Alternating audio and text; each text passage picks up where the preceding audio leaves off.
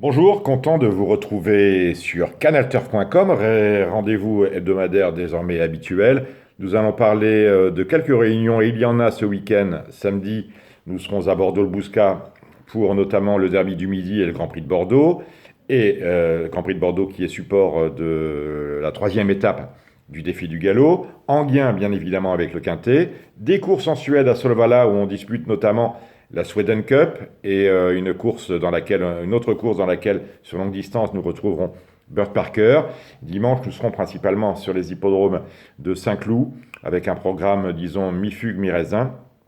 Et nous retournerons à Solvalla pour, vous le savez, l'une des plus belles courses au trot du monde, à savoir l'Elite Lopp, deux batteries qualificatives.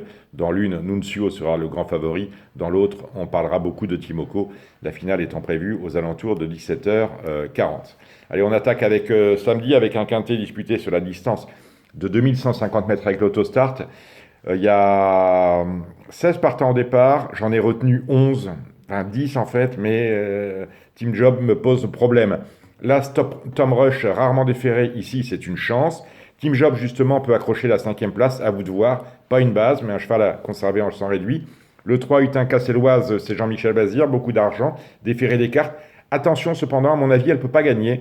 Elle n'a jamais gagné derrière l'autostart et elle n'est pas confirmée sur l'hippodrome d'Anguien où elle n'a pas vaincu non plus. Mais bon, c'est Jean-Michel Bazir, on l'a déféré des 4. C'est une néo-pensionnaire de Jean-Michel Baudouin, donc chance. Sarah Fairytale sera très jouée. Cela étant, si elle est favorite au betting, on peut s'interroger sur le fait que Christophe Martens a préféré a préféré à Sarah Fairytale le numéro 15 de Plutonio. Donc je dirais plutôt sur le 15 Plutonio. Perkins Griff, chance, mais à mon sens, pas de marge pour gagner. J'élimine le 6 Poco.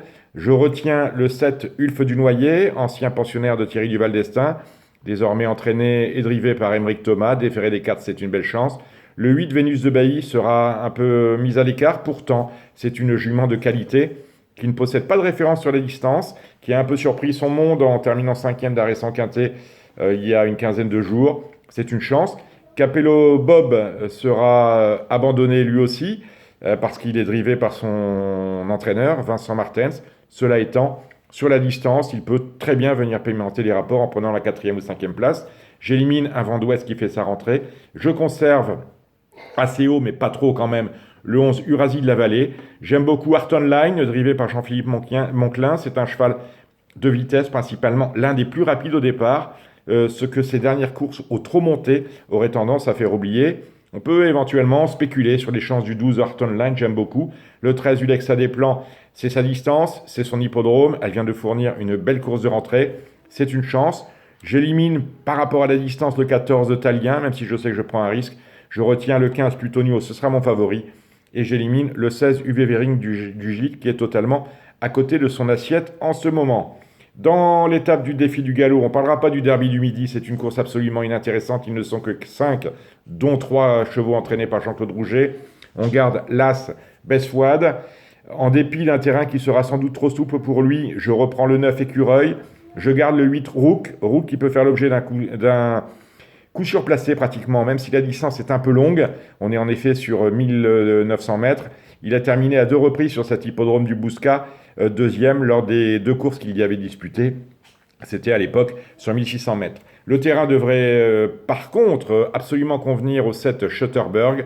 On retient également le cheval que présente M. Dubord, à savoir le 6 Star Victory. Bien évidemment, n'oublie pas Zafiro que monte Christophe Soumillon. Allez, on va aller dimanche sur l'hippodrome de Saint-Cloud avec un prix corrida extrêmement intéressant. S'il pleut beaucoup, on annonce, je ne vais pas parler du temps, on annonce beaucoup d'orages en région parisienne. Là, nous sommes samedi, il est proche de midi, on n'a toujours pas vu une goutte d'eau et le ciel est bleu, on n'a pas vu arriver les nuages. En tout cas, s'il pleuvait beaucoup, le numéro 2, Sijan Saga, aurait une première chance à défendre dans cette épreuve de groupe.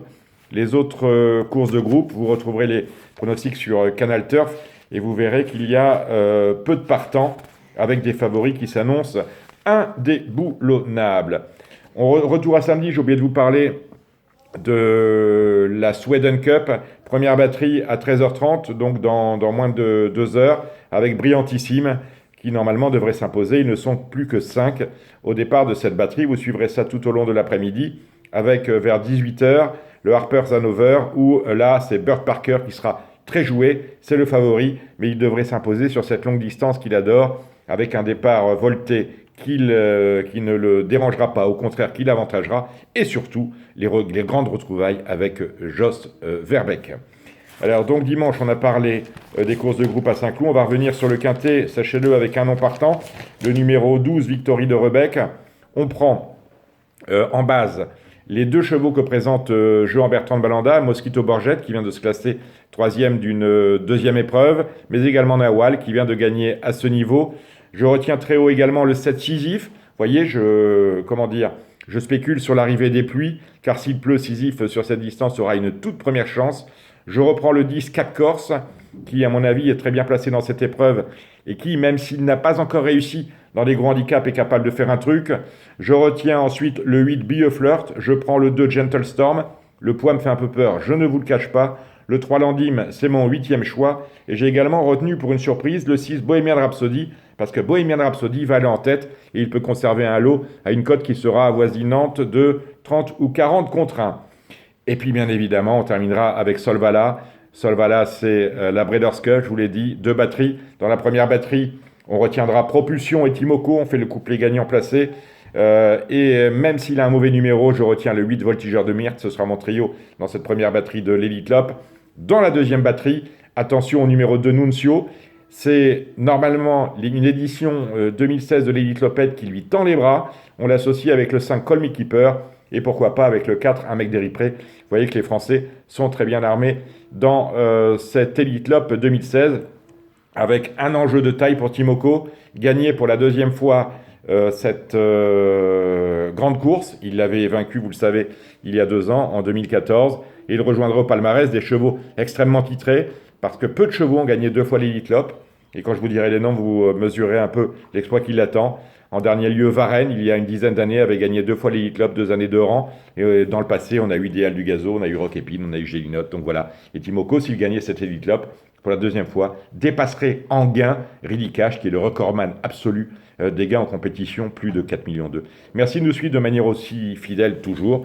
Je vous souhaite de bien jouer en regardant Canal Turf. Les autres pronostics pour les autres réunions dans vos rubriques habituelles. Merci, à la semaine prochaine.